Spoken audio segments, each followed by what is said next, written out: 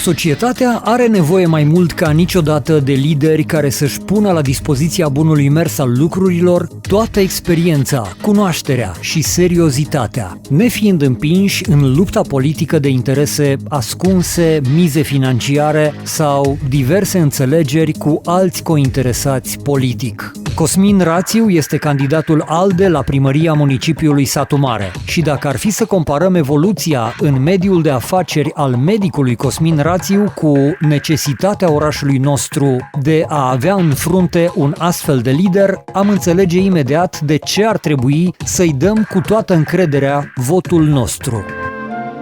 Cosmin Rațiu nu s-a mulțumit să fie doar unul dintre stomatologii sădmăreni.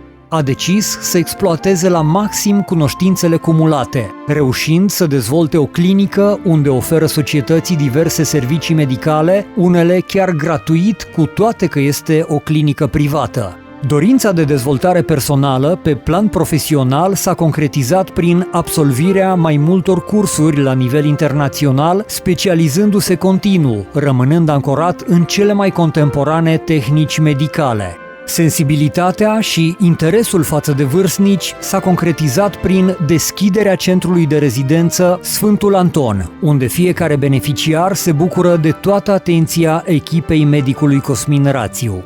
Cazurile sociale au fost o prioritate pentru Cosmin Rațiu în nenumărate rânduri, organizând acțiuni de binefacere cu mii de beneficiari, iar acum când situația creată de virusul COVID-19 a depășit puterea autorităților, Clinica Sfântul Anton a făcut donații substanțiale Spitalului Județean Satu Mare, constând în echipamente de protecție și luptă împotriva virusului. Este de apreciat că realizările medicului Cosmin Rațiu sunt rezultatul muncii de echipă, părerea celor din jur fiind foarte importantă pentru el. Congresul Medicilor Stomatologi, care a ajuns la ediția a 11-a, organizat chiar de el la Satu Mare, fiind o dovadă că doar în colaborare cu diversi specialiști poți duce performanța la cote maxime. Chibzuința cu care doctorul Cosmin Rațiu își administrează propria afacere ne dă încredere că banul public va beneficia de aceeași viziune clară și atent coordonată atât la investițiile de zi cu zi, cât și la cele majore pe termen lung.